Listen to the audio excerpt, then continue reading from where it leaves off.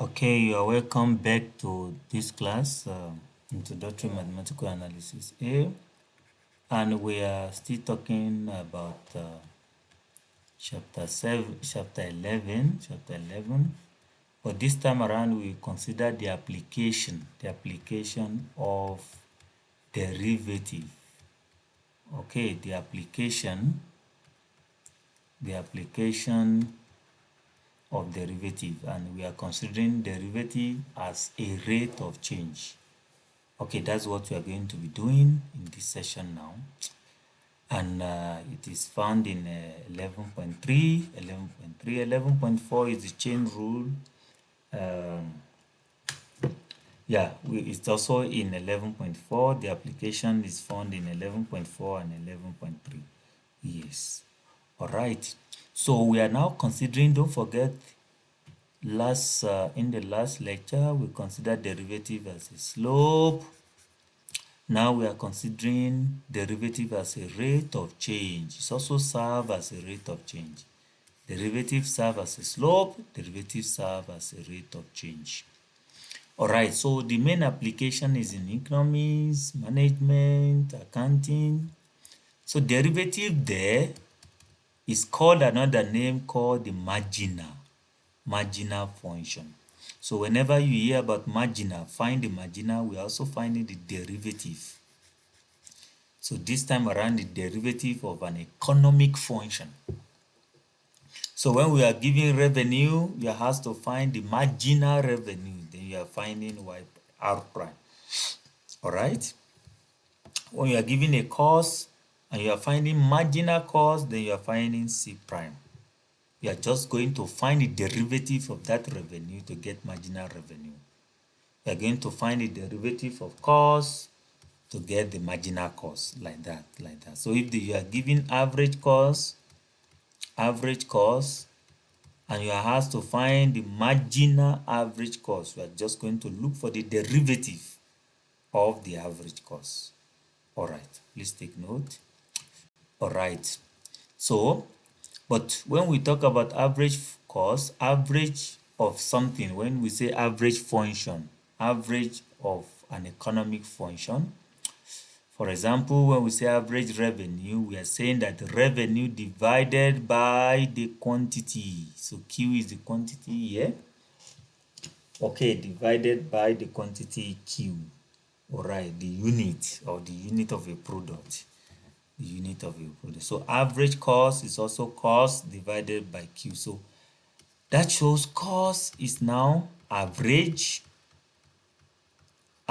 cost multiplied by Q. Okay, so if you are looking for cost itself, which is also mean total cost, is average cost times Q. But if you are looking for average cost, then it will be cost divided by Q. The same thing, revenue will now be average revenue times Q, average revenue times Q. Okay, please take note of that. You may be asked to do such conversion when you are given a problem. Okay, first we have this example. We have this total cost given to us. We are given the total cost of that. Total cost, or let me just call it cost, is given as 3Q square minus root of Q plus 200. Okay, you are asked to find the marginal cost. Again, don't forget, marginal means the derivative of the economic function. Marginal cost. Marginal cost is just the derivative of cost. So let's find the derivative. We have 6Q minus, okay, before the derivative, let's just quickly write this out in a nice way so that you can understand the derivative we are doing. Minus Q half plus 200. Okay, this is same thing as this. I'm just changing this into this. Okay, now let me find the derivative now.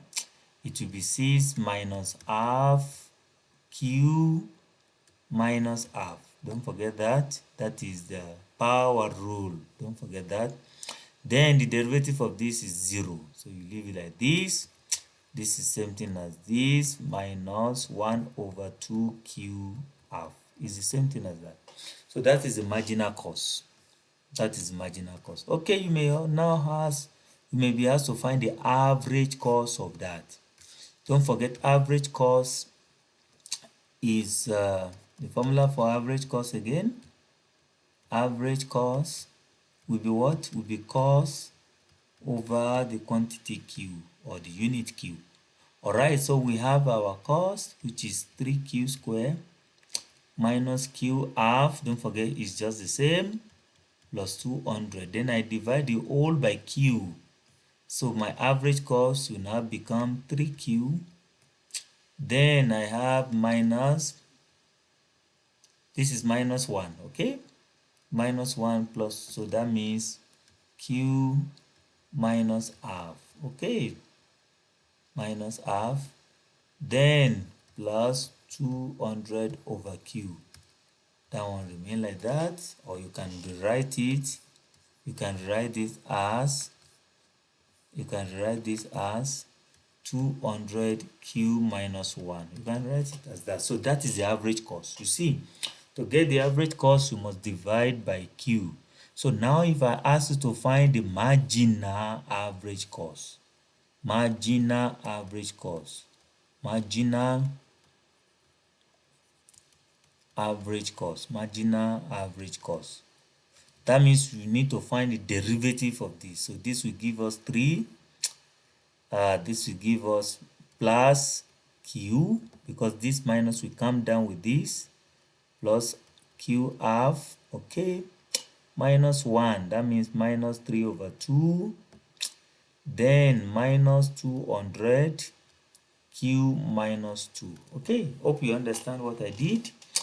This, when you derive this, you get 3. To derive this, bring this minus half down, which will become positive. Then minus 1, which will become minus 3 over 2. You bring this minus 1 down, minus 200, then minus 1 this. So that is the average marginal cost. You see, average marginal cost. Okay, so please take note of how to do these ones. Okay, so you can see the marginal cost is not the same thing as the average cost. They are not the same. They are clearly not the same. All right. Okay, so sometimes we want to find part of the application is to find the consumption function. Okay, this consumption function gives a relationship between the national income, I, and the total national consumption, C. Also, we have the savings, which you can use this formula to do that, to find the relationship between the income and the consumption. So we have savings equals to income minus consumption. Income minus consumption. So in order to now know our marginal propensity to consume or marginal propensity to save, we differentiate consumption. So marginal propensity to consume is the differentiation of consumption. Why marginal propensity to save? Marginal propensity to save, of course, we expect marginal propensity to save should be the derivative of savings. So now, it's because this is I minus this. Derive this. What do you get? The x over the I you are deriving in times of I. Then this, derive this will be 1. Derive this, then you have minus dc over di. Okay, so you will need this formula. This formula is very important. One is for you to first find the marginal propensity to consume. This is marginal propensity to consume. Now, after you find the marginal propensity to consume and you want to find marginal propensity to save, it will now be 1 minus marginal propensity to consume. Marginal propensity to consume, to save rather, is 1 minus marginal propensity to consume. Please take note of that. Marginal propensity to save is 1 minus marginal propensity to consume. All right. Okay, so now given this example, if the consumption function is given as this, so this is our consumption function, C. We need to determine the marginal propensity to consume and also the marginal propensity to save. We need to determine the marginal propensity to consume and also determine the marginal propensity to save. So in order to find the marginal propensity to consume, you just derive this. You're just deriving that. Now, to get marginal propensity to save, we must use this formula. We must use the 1 minus marginal propensity to consume. We must use this formula to get the one for save. Okay, so but to consume, just derive. So let's derive now. Let's derive. Let's find the. Let's derive. To derive this now, C equals to 10. I3 plus 15 all over I plus 10, I plus 10. Okay, to derive this, you can see that this is a function dividing, this is a function dividing another function. Okay, so what comes to mind? It's quotient rule. You use your quotient rule. Okay, you can also use product rule by writing it this way. You can also use product rule by writing it this way.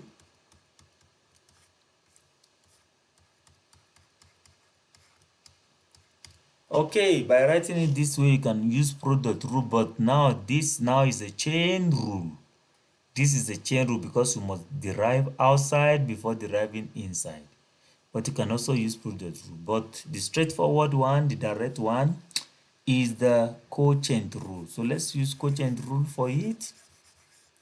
Let's use quotient rule for it. So in our quotient rule, okay. In our quotient rule, what is our quotient rule? Our quotient rule says we must derive the numerator first. Okay, let me rewrite this. It will give us 10I3 over 2 plus 15 all over I plus 10. Okay, so to derive dc over di, okay, you see they are using small I there, so I need to use small I, not capital I. Don't use capital I when they are using small I. It is when you use capital I, it is when they use capital I, then you can now use your own capital I also. But if not, just use the small I they used. Okay, so let's now derive. Don't forget we have to derive our numerator first. To derive this, I have 10 multiplied by 3 over 2. I 3 over 2 minus 1, which is half. Derive this 0. So I keep this like this. Multiply by the denominator minus, you derive the denominator 1 multiplied by the numerator 10I3 over 2 plus 15. Okay, okay, that is that. Now over the denominator square. The denominator square. Okay, that is that. So now you can now simplify that. You can simplify that. This will become 5, no 15 now. This will become 2, cancel this 5, so 15 I1 over 2, which is also multiplying this 1. Then this will minus what we have there, 10I3 over 2. Don't forget to make use of your bracket appropriately so that you don't mix up things. Make use of your bracket, please, so that you don't mix up things. Okay, so that is it. So that is the marginal propensity to consume. But sometimes they will give you to find the marginal propensity to consume at maybe at I equals to 10. Okay, so now you need to find that. If we assume they want you to find it at I equals to 10, then it will be dc over di when or you can just write like this, I equals to 10. We want to find when I equals to 10. So anywhere you see I, you just put 10.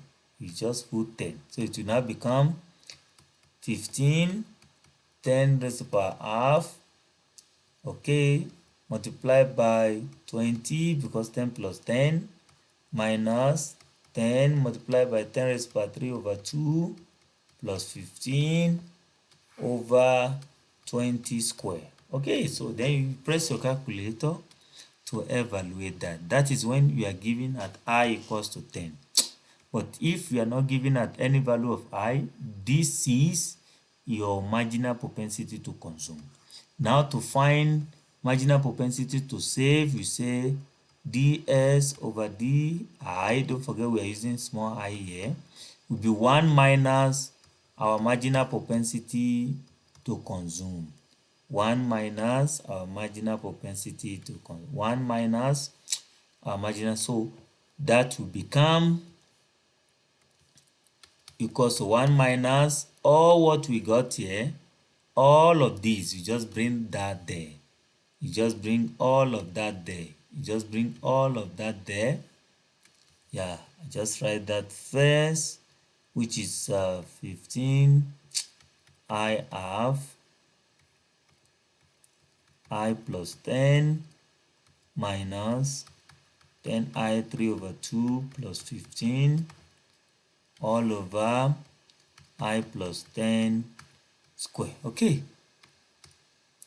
so that will be our marginal propensity to save. Yeah.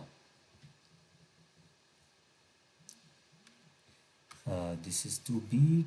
This is too big. I'm coming.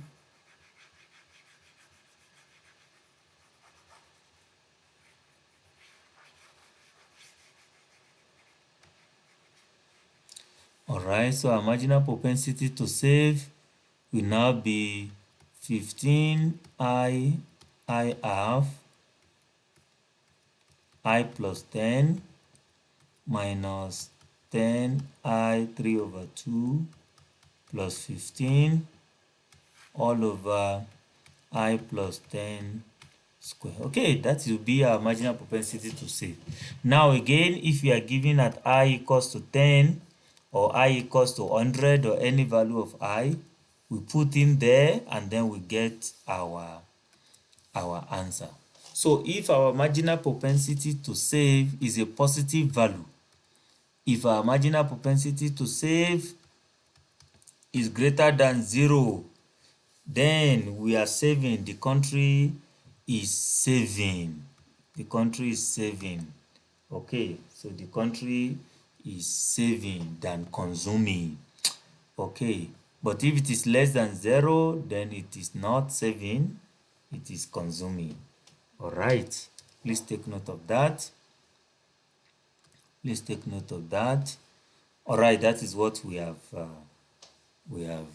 touched on now. Okay, so let's consider another problem now.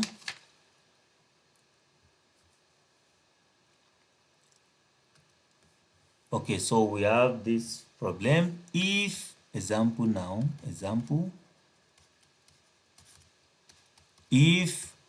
if a manufacturer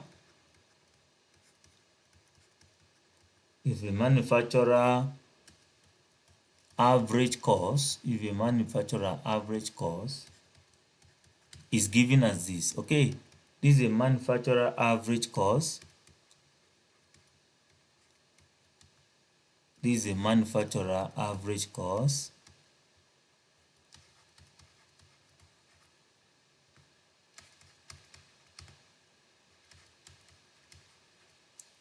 Okay, this is a manufacturer average cost.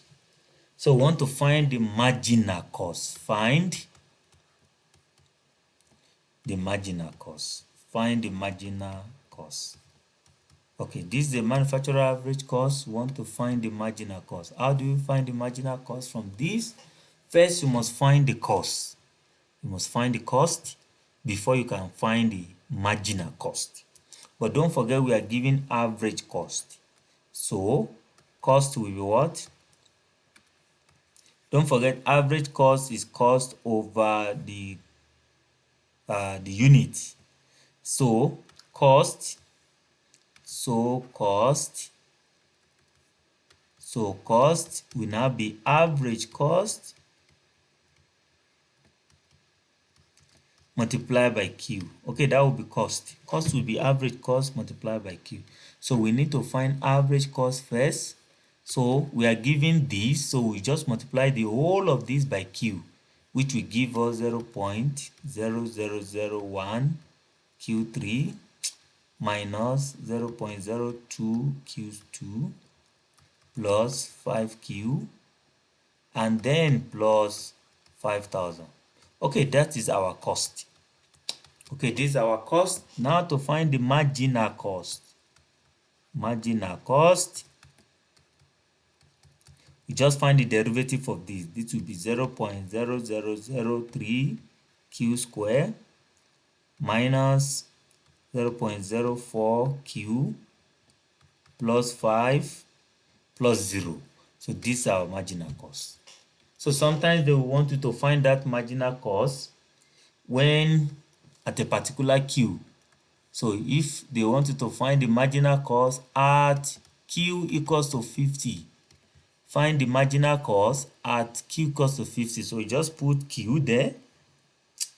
So the marginal cost, which is this marginal cost, okay, at Q equals to 50, will now become, anywhere you see Q, you put 50 there, which is 50 square minus 0.0450 plus 5. Then you press your calculator to get the answer. Okay, so that is application of the derivative in economics. All right, I hope you understand.